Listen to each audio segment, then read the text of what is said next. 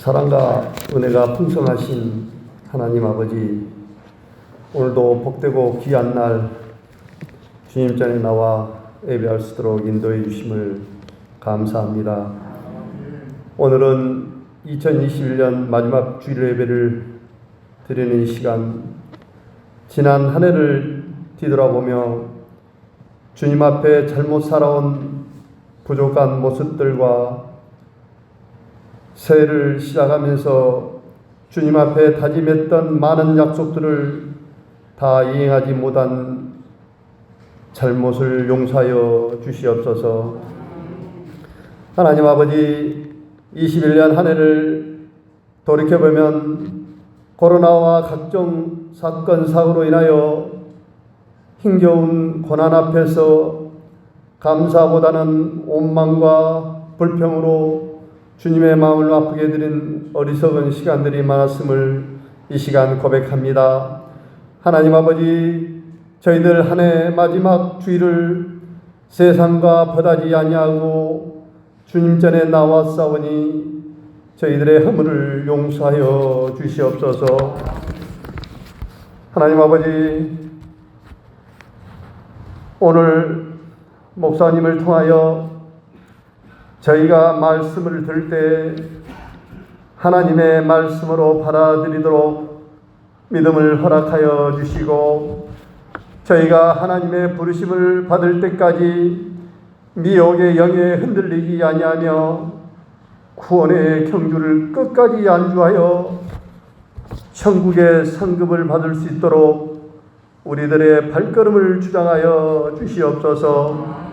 그리하여 하나님의 크신 그 비밀을 세상에 드러내어 복음이 전파되게 하시며 우리가 그리스도의 아름다운 형상을 닮아가는 것이 삶의 목표가 되는 소원을 갖도록 우리들을 이끌어 주시옵소서. 하나님 아버지, 우리 등대교회가 하나님이 바라보시기에 아름다운 공동체의 모습으로 세워지기를 원합니다. 서로를 위하여 기도로 함께하는 공동체가 되게 하시고, 성도 간에 서로 교제를 나눌 때 세상 사람들의 모임과 다른 천국 잔치를 경험하는 복된 시간이 될 수 있도록 하나님께서 함께하여 주시옵소서. 하나님 아버지, 등대교회가 새해에는 더욱 아름다운 사랑을 나누는 공동체를 이루게 하시옵시고, 우리 목사님 귀한 사역들을 세워나가실 때 하나님께서 지혜를 허락하여 주옵시고, 우리 모든 성도들도 작은 목자로서의 역할을 잘 감당할 수 있도록 준비시켜 주시옵소서. 아버지 하나님, 오늘 21년을 보내는 마지막 주일입니다. 저희가 드리는 이 예배 가운데 우리 모두가 하나님을 만나기를 소원합니다. 말씀을 듣는 저희들의 마음이 은혜를 사모하도록 준비시켜 주시옵소서. 저희들에게 들을 귀가 있게 하셔서 말씀을 담을 수 있는 아름다운 마음밭이 될 수 있도록 주님 인도하여 주시옵소서. 하나님 아버지, 말씀을 전하시는 우리 목사님 영육간에 강건하게 지켜주시기를 소원합니다. 오늘 주시는 말씀을 통하여 한 해 동안 상처받았던 우리의 마음이 풀어지게 하시고, 닫혔던 마음의 문을 열어주셔서 세상의 염려와 육신의 연약함으로 인하여 예배를 집중하지 못하는 일이 없도록 성령 하나님께서 인도하여 주시옵소서. 날이 갈수록 타락해져가는 한국교회가 회복되기를 간절히 바라는 주의 종의 소원을 긍휼히 여겨 주옵시고, 모든 성도들이 자신의 완유와 평안을 위하여 기도하지 아니하고 하나님의 나라와 의를 위하여 먼저 기도하며 살아가게 하여 주시옵소서. 아버지 하나님, 이 시간도 세계 방방곡곡에 나가서 하나님의 영광을 위하여 헌신하는 선교사님들의 안위를 살펴주시고, 그곳에서 하나님의 말씀을 전파할 때 하나도 땅에 떨어진 일이 없게 하옵소서. 특별히 우리 교회가 파송한 재경 선교사님 부부를 통하여 우리 교회가 지향하는 선교의 뜻이 이루어지도록 하여 주시옵소서. 특별히 아버지 하나님, 필리핀과 몽골에 세진 등대 교회를 사랑하여 주시고 그것을 들고 나는 모든 사람들이 하나님의 임재하심을 체험하고 그 나라의 주역들로 세워져 하나님의 영광이 드러나게 하여 주시옵소서. 하나님 아버지, 한 해 동안도 보이지 않는 곳에서 묵묵히 헌신하는 성도님들을 기억하시고 그동안 헌신했던 수고가 하늘 생명책에 기록되게 하시고 위로와 평강이 있게 하여 주시옵소서. 특별히 아름다운 찬양으로 하나님께 영광을 위해 헌신하는 찬양대를 사랑하시고 새해에는 더욱 아름다운 찬양으로 하나님께 영광을 돌리는 찬양대로 세워 주시옵소서. 오늘 우리 가운데 유래와 하나님이 함께하여 주실 줄 믿사옵고 거룩하신 예수님의 이름으로 기도드리옵나이다. 아멘. 오늘 하나님의 말씀은 빌립보서 3장 7절로 9절을 봉독하도록 하겠습니다. 그러나 무엇이든지 내게 유익하던 것을 내가 그리스도를 위하여 다 해로 여길 뿐더러 또한 모든 것을 해로 여김은 내 주 그리스도 예수를 아는 지식이 가장 고상하기 때문이라. 내가 그를 위하여 모든 것을 잃어버리고 배설물로 여김은 그리스도를 얻고 그 안에서 발견되려 함이니 내가 가진 의는 율법에서 난 것이 아니요 오직 그리스도를 믿음으로 말미암은 것이니 곧 믿음으로 하나님께로부터 난 의라.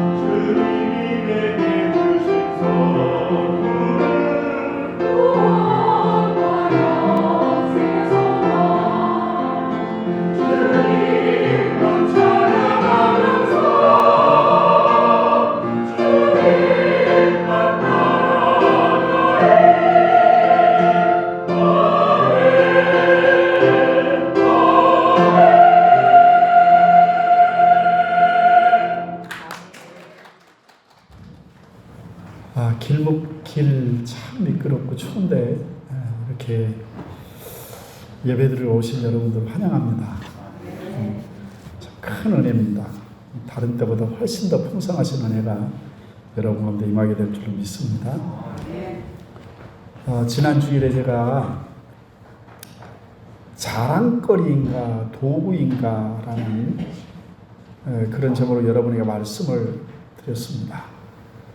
사람들 누구에게나 나름 다 자랑거리들이 있게 마련입니다. 그것이 부모로부터 물려받은 유산일 수도 있고 자신이 애쓰고 힘써서 노력해서 얻은 업적이나 스펙일 수도 있습니다. 사도 바울은 지금 자신이 복음으로 세운 교회를 무너뜨리고 자꾸 변질시키려고 하는 유대 율법주의자들을 향해서 지금 말씀을 하고 있는 것입니다. 너희가 육신적인 자랑거리가 그렇게 많다는 얘기냐? 나는 더욱 그렇다 하면서 자기가 자랑할 만한 자랑거리들을 소개를 했습니다. 부모로부터 물려받은 것도 있고 자기 자신이 노력해서 얻은 스펙도 있습니다.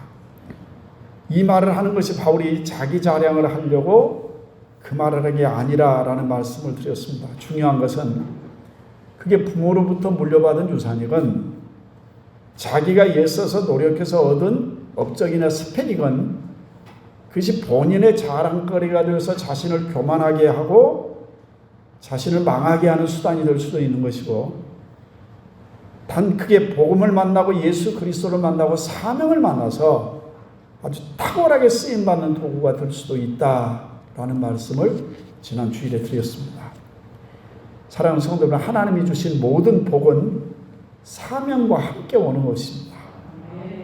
그 사명을 알지 못하는 복은 그게 복이 아니라 자신을 망하게 하는 저주가 될 수도 있는 것입니다. 그럼 내가 받은 사명이 뭘까? 여러분이 받은 복을 가만히 생각해 보면 여러분이 받은 사명이 무언가도 깨달을 수가 있는 것입니다. 왜냐하면 복은 반드시 사명과 함께 오기 때문에 그런 것입니다. 그러므로 여러분이 가진 모든 것들이 예수 그리스도를 만나고 복음을 만나서 그리고 사명을 만나서 탁월한 하나님의 도구로 쓰여지시기를 주의 이름으로 축원합니다. 오늘 말씀은 그렇게 사도 바울이 말한 육신적인 자신의 자랑거리가 그에게는 어떤 의미였는지에 대한 말씀을 하고 있습니다. 예수님을 믿으면 달라진다라는 얘기를 합니다. 무엇이 달라지셨습니까? 주일날 성경책 들고 교회 가는 게 달라지셨습니까? 물론 그것도 변화라면 변화라고 할 수 있습니다. 예수님을 믿거나 술, 담배를 끊었다고요? 아주 중요한 변화고 긍정적인 변화일 수 있습니다. 그런데 그런 습관을 끊는 것은 교회 다니는 것보다 병원의 의사의 약발이 훨씬 더 셉니다. 이렇게 술 마시면 한 달 안에 죽습니다. 그럼 바로 끊습니다. 근데 그리스도 안의 변화는 이보다 훨씬 더 근본적인 변화인 것입니다. 겉으로 드러나는 열매보다 뿌리부터 시작해서 그 나무 전체가 완벽하게 변하는 것이 바로 그리스도의 변화인 것입니다. 어떤 분이 그런 표현을 씁니다. 변화에는 두 가지가 있는데 하나는 물리적 변화가 있고 하나는 화학적 변화가 있답니다. 무슨 뜻인지 설명을 좀 잘해보세요 그랬더니 물리적인 변화란 본질은 같은데 형태만 살짝 바뀌는 걸 물리적인 변화라고 한다는 거예요. 그러니까 물이 액체인데 그걸 얼리면 고체가 되고 고체는 얼음이 되고 그걸 가열하면 기체가 되는 그 수증기가 되는 것처럼 그런데 일정한 조건만 맞으면 다시 본질로 돌아가는 것 이거를 물리적 변화라 그렇게 얘기한다는 거예요. 그리고 화학적 변화는 뭐냐? 물이라는 액체는 그 분자 자체가 H2O 수소 두 분자와 물 한 분자가 결합해서 만들어진 건데 여기에 전기 에너지를 가해가지고 이 두 분자를 나눠버리잖아요. 그러면은 수소 두 분자와 산소 한 분자가 나눠지는데 이렇게 한 번 분리를 시켜버리면 같은 병 속에 똑같은 수소의 양과 똑같은 산소를 집어넣어도 다시 물로 돌아가지 않는다는 거예요. 그러면서 하는 말이 예수님을 믿는다는 것은 물리적인 변화가 아니라 화학적 변화가 일어나는 거다. 조건만 맞으면 언제든 제자리로 돌아가는 그런 변화가 아니라 다시는 되돌릴 수 없는 완전한 분리되는 그런 변화가 반드시 일어나야 된다. 그런 말씀이죠. 공감이 되는 맞는 표현이라는 생각을 했습니다. 그리스도인이 된다는 것은 우리의 삶의 목적이 바뀌는 것이고 우리의 삶의 가치관이 바뀌는 것입니다. 예전엔 오직 나를 위해서 오직 내가 목적이 되는 삶을 살았습니다. 그러므로 누가 무슨 말을 해도 내가 하고 싶은 대로 하고 살았던 거예요. 내 욕심, 내 욕망을 채우기 위해서 주위에 있는 모든 것들이 수단이 되고 방법이 되는 삶을 그거를 나를 위한 삶이라 그렇게 얘기합니다. 그러나 예수님을 주인으로 모시게 되면 나를 위해 사는 것이 아니라 주님을 위해 사는 것으로 그 삶의 목표와 목적이 바뀌어지는 거예요. 자, 이렇게 말씀을 드리면 어떤 분 중에는 이렇게 얘기하시는 분들이 있어요. 어차피 인생은 내가 사는 건데 주님만을 위해서 산다고 하면 나는 무조건 손해보는 거 아니야? 나만이 희생하는 거 아니야? 라는 생각을 하게 된다는 것이죠. 그런데 그렇지 않습니다. 내가 주님을 위해 살겠다고 목표를 세우고 살면요, 주님이 내 삶을 책임져 주시는 거예요. 그리고 주님은 나보다 훨씬 비교할 수 없을 만큼 능력이 크시기 때문에 내가 나의 삶을 꾸려가면서 사는 것보다 훨씬 더 멋지고 훨씬 더 풍성하게 주님은 채워주시는 삶을 살게 되는 겁니다. 능력도 별로 없으면서 스스로 해보겠다고 맨날 무거운 짐 지고 염려하며 걱정하며 그렇게 사는 것보다 주님은 내 삶의 주인이시니 나는 주님의 말씀에 순종하며 살겠습니다 하고 이제 주님 책임져 주십시오 하고 사는 것이 훨씬 더 효과적이라 그 말입니다. 그러므로 내가 주님을 위해 살겠습니다 하는 것이 결코 손해보는 것이 아니라는 사실을 여러분 기억하십시오. 그것이 오히려 내 삶을 확실하고 멋지게 풍요롭게 사는 비결이 되어지는 것입니다. 우리는 수많은 간증들을 듣습니다. 오직 자신의 삶의 목표를 세우고 자신이 허덕거리며 살아왔던 수많은 사람들의 마지막 간증이 내가 잘못 살았다라는 고백을 하는 거예요. 그런데 예수님 믿고 예수님께 온전히 의존했던 삶을 살았던 모든 사람들의 마지막 고백은 하나님 내가 후회 없이 살았습니다. 주의 은혜로 풍성하고 감사하게 살았습니다. 그렇게 살아가는 거예요. 두 번째는 여러분 우리의 삶의 가치관이 바뀌는 것입니다. 그 말은 내가 가치 있게 여겼던 것들이 바뀌어진다라는 얘기입니다. 어떤 분이 자기는 오직 사는 재미가 금 모으는 거래요. 제가 그랬어요. 별 의미 없는 일인데 그랬습니다. 왜냐하면 그것을 팔아서 쓰지 않는 한 모아놓은 금은요 상품적인 가치는 있을지 몰라도 그게 자기 만족의 가치는 줄지 몰라도 실제적인 가치는 아닌 것입니다. 진짜 가치는 나를 위해 써야 가치가 있는 거거든요. 그리고 여러분 부지런히 쌓아봐야 천국 갈 때 별로 가지고 갈 게 없습니다.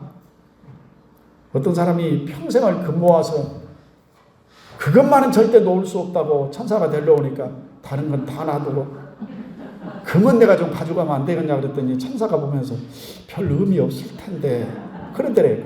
그래도 가지고 가겠다고 올라갔는데 갔더니 아스팔트가 전부 금이더라는 거예요. 여러분 오늘 사도 바울은 7절 말씀에 이렇게 말씀을 하더랍니다. 그러나 내가 무엇이든지 내게 유익하던 것을 내가 그리스도를 위하여 다 해로 여길 뿐더러 8절 또 내 모든 것을 다 해로 여기면 다 해로 여겼다는 거예요. 그래서 사람들이 버리지 못하는 이유가 뭐냐 그랬더니 자신에게 유익하다고 생각하기 때문에 버리지 못한다는 거예요. 우리 집에도 보면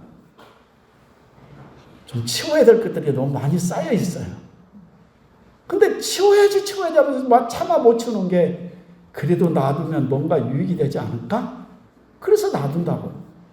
여러분 옷도 그렇잖아요. 여러분 옷장 한번 열어봐요. 여러분 1년 동안 안 입는 옷은 그냥 치우는 게 좋아요. 그냥 이 힘 쓰세요. 그거 뭔가 언젠가는 입겠지 하고 놔두지만 별로 입을 일이 없더라고. 사람들은 내게 유익하다고 생각하니까 그걸 버리지 못하는 거예요. 여기서 사도 바울이 유익하다고 생각했던 모든 것이 뭘까요? 유대 율법주의자들이 생각했던 육신적으로 자랑하려고 했던 모든 것들이 그동안 자신이 자기 자랑을 하려고 했던 모든 것들을 다 해로 여겼다는 거예요. 여러분, 가치라고 하는 건 내가 부여하는 거예요. 여기 절대적인 가치가 10만 원짜리가 있다고 합시다. 그런데 내가 100만 원을 주고 사면요, 다른 사람 뭐라 해도 100만 원, 내게는 100만 원짜리. 다른 사람은 그걸 보면서 미쳤냐, 속았네, 별 얘기를 해야 돼요. 내게는 100만 원짜리. 왜? 내가 그만한 대가를 지불하고 샀기 때문에 그렇단 말이에요. 예수님을 믿는 사람은 그 삶의 가치관을 바꿔버려야 돼요. 땅에 있는 것에 가치를 두지 말고 하늘에다 가치를 두고 살아란 말이죠. 남들이 뭐라고 하든 내가 가치 있다고 여기는 가치가 있는 거라고요. 세상 사람들은 그리스도인들을 보면서 야, 니네는 뭔 재미로 사냐 그러잖아요. 그러면 여러분도 우리도 할 말이 있잖아요. 네가 예수 믿는 재미로 알아? 이게 얼마나 재밌는 일이 너희가 알긴 해. 여러분, 예수 믿는 재미는요, 세상의 재미와는 비교할 수가 없어요. 세상의 재미라는 게 뭐요? 실컷 가서 술 처마시고 그저 남 듣기 싫어하는지도 모르고 저녁 내내 주절주절 잔소리 하다가 그 이튿날 깼더니 속 아프고 머리 쓰리고, 여러분, 그게 세상 재미잖아. 그러지 않나요? 예수 믿는 사람이요, 술 한 잔도 안 먹어도요 행복해요. 그 재미를 어떻게 바꿔요? 할 말이 있어야 된다니. 별로 가치가 없는 일에다가 가치를 부여하게 되면 진짜 가치 있는 것을 소중하게 여기지 않게 되죠. 돈에다가 절대 가치를 부여하고 살면 어느 날부터인가 후회하는 삶을 사는 거예요. 여러분, 많이 모아놓고 가면 여러분의 자식들이 그것 받고 엄청나게 좋을 것 같죠. 그런데 별 유익은 안 돼요. 내가 어떤 자식이든 내 부모가 너무 많이 줘서 고맙습니다 하는 자식들 내가 본 적이 없어요. 건강도 잃게 되고 삶의 의미도 잃게 되고 결국 신앙을 잃어버리게 되는 거예요. 디모데전서 6장 9절 말씀부터 11절까지 있는 말씀을 좀 볼 텐데요. 6장 9절에 있는 말씀을 보면 부하려 하는 자들은 시험과 6장 9절 부하려 하는 자들은 시험과 올무와 여러 가지 어리석고 해로운 욕심에 떨어지나니 사람으로 파멸과 멸망에 빠지게 하는 것이라 그랬어요.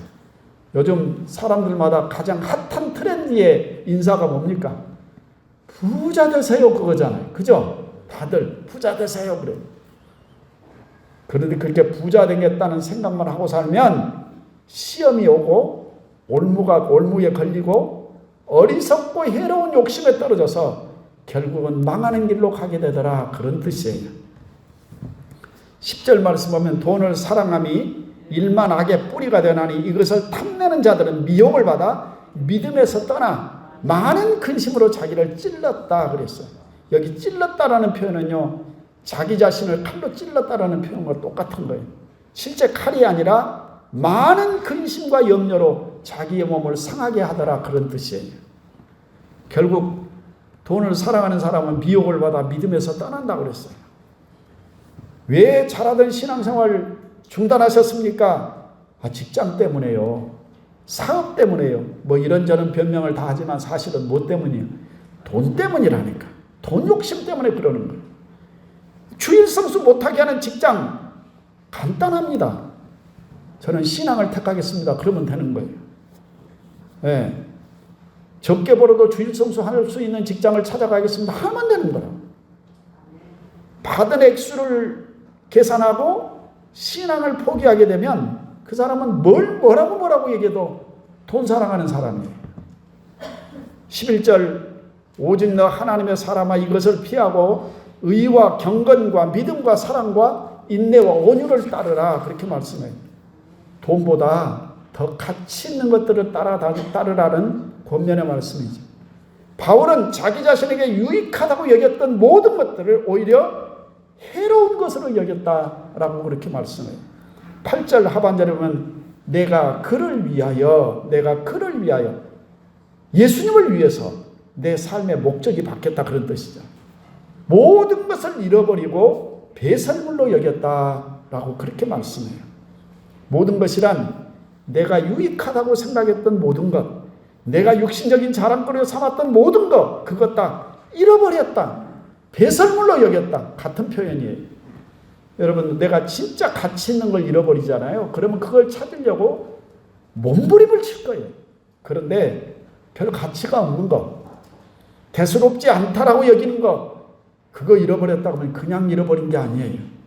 여러분, 별 가치가 없고 대수롭지 않다고 여기는 것은 잃어버리면 그냥 잃어버린 거예요. 그냥. 그 돌아오고 찾으러 가지도 않아요. 근데 그 정도 수준이 아니라 배설물이라고 그랬어요. 여러분이 똥을 싸놓고 오메 아까워라 그러면서 가서 그거 주워 담으러 가겠어요? 미련 없이 돌아설 거 아니에요. 그죠? 그러면 바울이 세상적으로 자랑할 만했던 것들을 그렇게 무가치하게 여겼던 이유가 도대체 뭘까? 왜 그랬을까? 첫째는요, 더 가치 있는 것을 발견했기 때문에 그런 거예요. 8절 말씀 보면 내 주 그리스도를 아는 지식이 가장 고상하기 때문이라 그렇게 말씀했어요. 예수님과 복음을 제대로 알고 나니까 세상 것 별거 없더라. 그런 뜻이에요. 예수님은 천국은 마치 이런 것이다라고 말씀을 하면서 천국이란 밭에 감추어진 포화를 발견하는 사람과 같고 값진 진주를 만난 진주장사와 같아서 자기의 모든 소유를 다 팔아서 그것을 샀다. 어떤 것을 포기하고서라도 반드시 그건 얻고야 말겠다는 생각을 갖는 거다. 그렇게 말씀을 했어요. 두 번째로 예수 그리스도를 얻고 그 안에서 발견되기 위함이라 그랬어요. 무슨 얘기냐? 소속이 바뀌었단 말이에요. 소속이. 천국의 시민권을 가진 사람이라면 땅의 것은 그만큼 미련이 없는 거예요. 우리가 엘림교회를 세웠던 몽골이라는 나라는 참 살기가 힘든 나라예요. 국가 발전도는 우리나라의 한 60, 70년대 정도 수준으로 보시면 돼요. 석탄 난방을 하는데 연탄가스 중독이 아주 심각해요. 지금쯤 몽골의 울란바토르 시내 가면 석탄 연기의 매연으로 온 도시가 자욱해요. 엊그저께 전화했더니 영하 한 40도쯤 나간다고 그러더라고요. 영하 40도면 어떤 느낌인지 잘 모르죠? 물을 딱 들고 나가서 하늘에 쫙 뿌리면 그대로 눈이 되어 상그레 앉아요. 전형적인 가을로 들어서기는 8월 말이면 진눈깨비가 내리기 시작하고 우리의 가을이 10월달 되면 한겨울이에요. 봄에는 5월달에 가도 강의 얼음이 녹지 않아요. 20년을 그 땅에 살고 있는 선교사님이 한 분 계세요. 제가 왜 거기 계십니까? 라고 질문하는 건 그분에게는 어리석은 질문이에요. 제가 한번 이렇게는 얘기해 봤어요. 선교사님, 그런데 노후 대책은 어떻게? 그랬더니 목사님, 확실하게 사후 대책을 세워놨으니 걱정 없습니다. 그래요. 그래서 뭔 말인가 했어. 그랬더니 사후 대책이라. 국내에서 사는 안락한 삶보다 주신 사명이 훨씬 더 가치 있다고 생각하니까 거기 사는 거예요.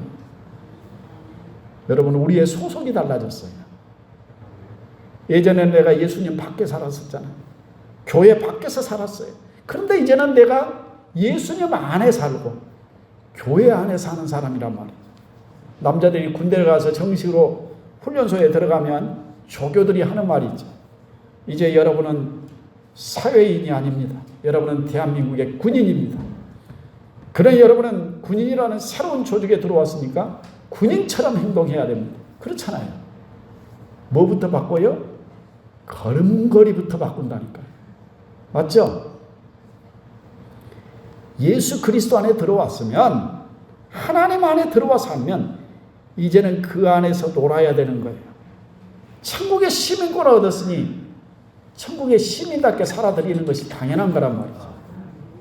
세 번째, 마지막으로 9절에 내가 가진 의는 율법에서 난 것이 아니요 오직 예수를 믿음으로 말미암는 것이니 곧 믿음으로 하나님께로부터 난 의라, 그렇게 말씀했어요. 율법으로부터 난 의라고 하는 것은 내 힘으로, 내 노력으로 하나님 앞에 인정받으려고 했던 모든 것들을 의미해요. 그런데 그렇게 애쓰고 노력하고 수고해도 하나님 앞에는 한없이 부족해요.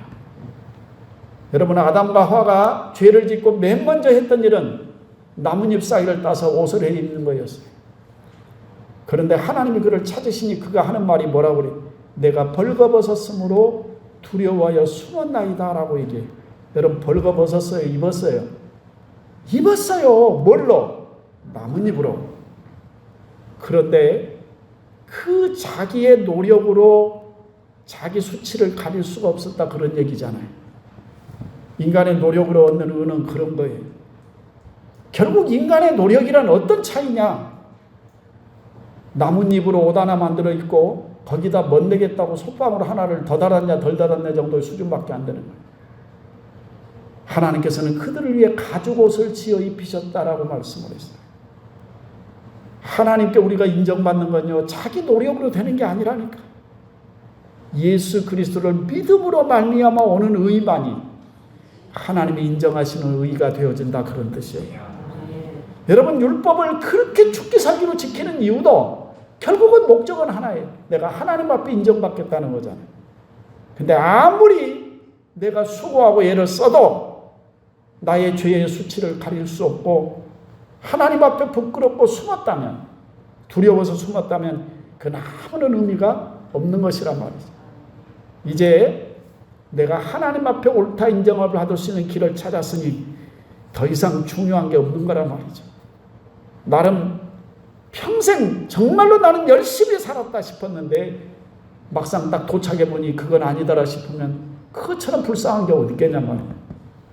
사랑하는 성도 여러분, 우리는 예수 그리스도 그분 한 분만으로 충분해요.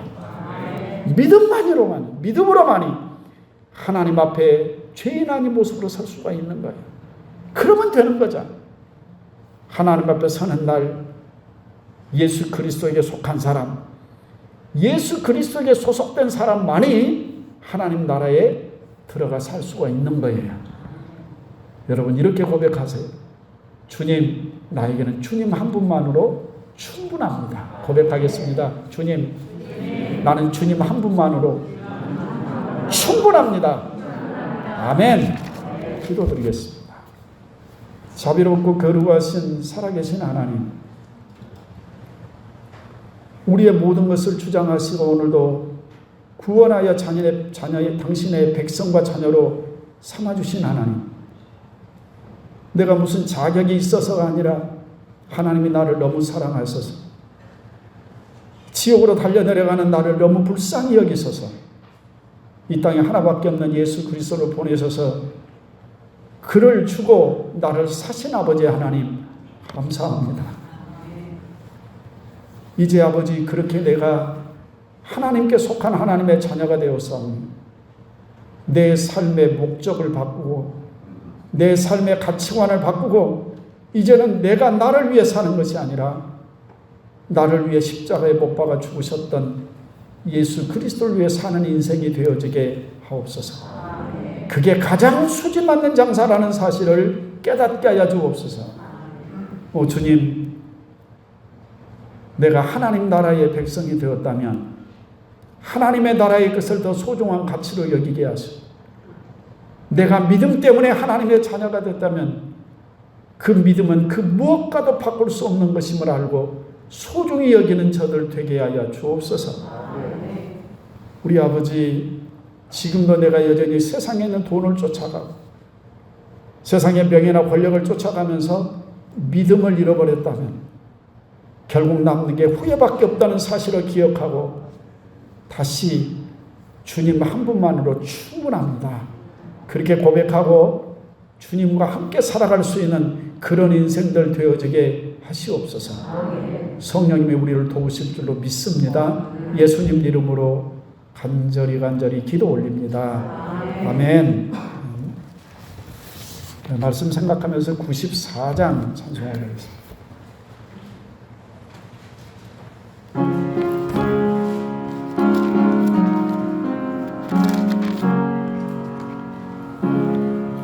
주 예수보다 더 귀한 것은 없네.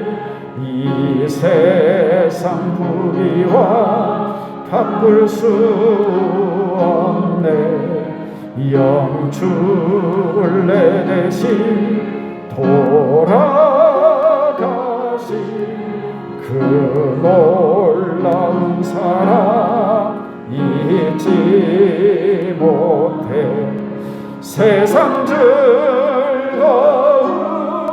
다 버리고 세상 자랑 다 버렸네.